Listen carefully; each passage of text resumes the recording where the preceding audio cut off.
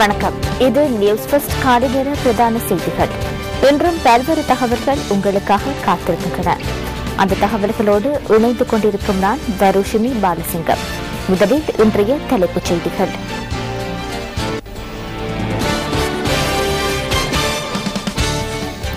மூன்று நாள் உத்தியோகபூர்வ விஜயத்தை மேற்கொண்டு சிங்கப்பூர் வெளிவிவகார அமைச்சர் இலங்கைக்கு வருகை. இந்தியாவில் கைது செய்யப்பட்டிருந்த 10 இலங்கை மீனவர்கள் விடுதலை செய்யப்பட்டுள்ளனர்.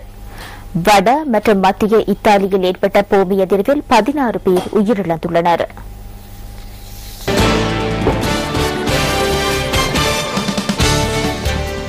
தொடர்வன உள்நாட்டுச் செய்திகள்.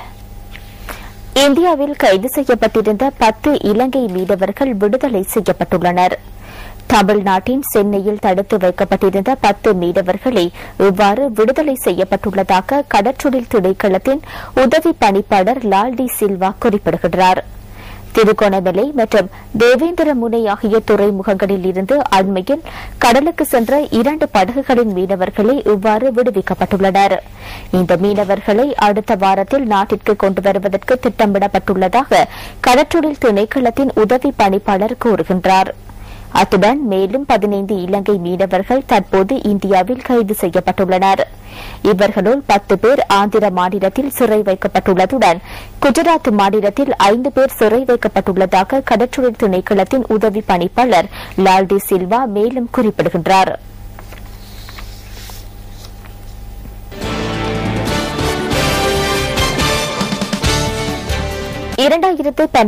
ஆண்டுக்கான வாக்காளர் பெயர் பட்டியலின் மாதிரியை வீடுகளுக்கு விநியோகிக்கும் நடவடிக்கையை அடுத்த மாதம் 1ஆம் தேதி முதல் ஆரம்பிக்க உள்ளதாக தேர்தல்கள் செயலகம் குறிப்பிடுகின்றது. மாவட்ட ரீதியில் கிராம உத்தியோகஸ்தர்களுக்கு தேவையான ஆலோசனைகள் வழங்கப்பட்டுள்ளதாக பிரதி தேர்தல்கள் ஆணையாளர் RMAL ரத்நாயக்க சுட்டிக்காட்டுகின்றார். இந்த மாதிரி வாக்காளர் பெயர் பட்டியல்களை ஜூலை மாதம் 15ஆம் தேதிக்கு முன்னர் பூர்த்தி செய்ய வேண்டும் எனவும் அவர் தெரிவிக்கின்றார். அந்தந்த பகுதிகளுக்கு வாக்காளர்கள் தொடர்பான தகவல்கள் தற்போது மாவட்ட ரீதியில் பெறப்பட்ட வண்ணம் உள்ளதாகவும் பிரதி தேர்தல்கள் ஆணையாளர் RMAL ரத்நாயக்க மேலும் குறிப்பிடுகின்றார்.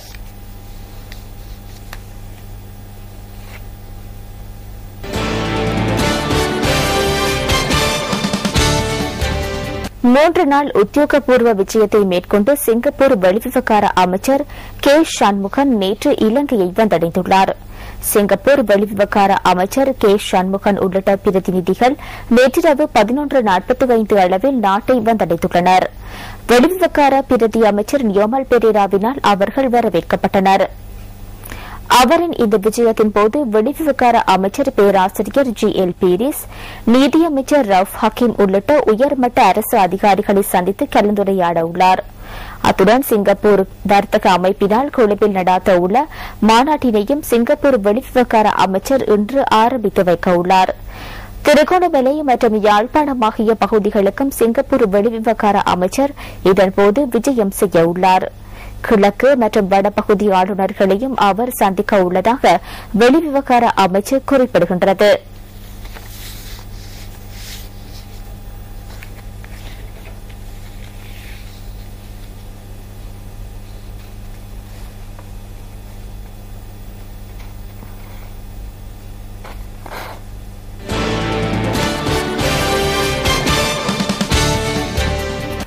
நிலநடுக்கம் ஏற்பட்ட பின்னர் நாட்டிற்குள் முன் அறிவித்தல் கட்டமைப்பை நடைமுறைப்படுத்துவது தொடர்பான விசேட செயலமர்வு ஒன்றை ஏற்பாடு செய்வதற்கு இடர் முகாமைத்துவ அமைச்சு நடவடிக்கை எடுத்துள்ளது. அதனுடன் தொடர்புடைய அனைத்து அமைச்சுக்கள், அரசு நிறுவனங்கள், துறைசார் நிபுணர்கள் மற்றும் தொழில்நுட்ப நிறுவனங்களின் ஒத்துழைப்புடன் நாளை இந்த செயலமர்வு முன்னெடுக்கப்பட உள்ளது. பாரியளவிலான நிலநடுக்கங்கள் ஏற்படும் சந்தர்ப்பங்களில் நாட்டில் உள்ள நீர்த்தேக்கங்களுக்கு அருகில் ஏற்படக்கூடிய அவதான நிலைமை தொடர்பில் இங்கு அதிக கவனம் செலுத்தப்பட உள்ளதாக இடர் முகாமைத்துவ அமைச்சர் மஹிந்த அமரவீர குறிப்பிடுகின்றார்.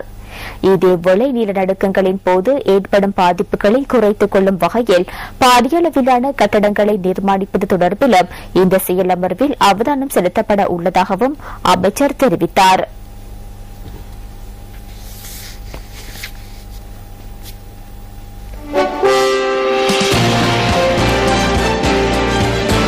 வெளிநாட்டு நாணய மாற்று வீதம் பற்றிய தகவல்களை சுமந்து வரும் பிஸ்ஃபஸ்ட் தொகுப்பு அடுத்து.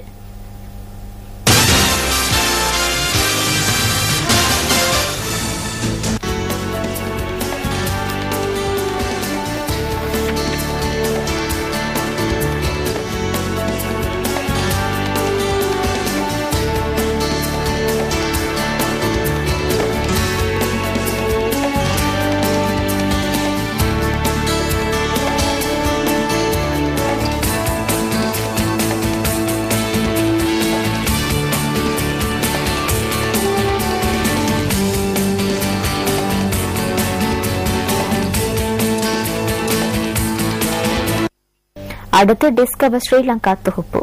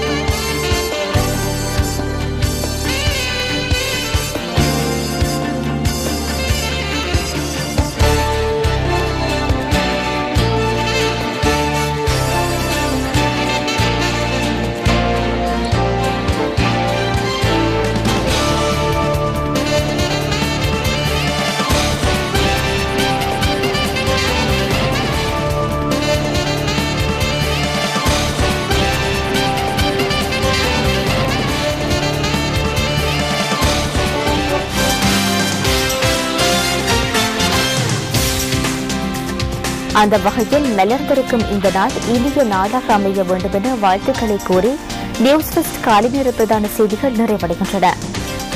வணக்கம்.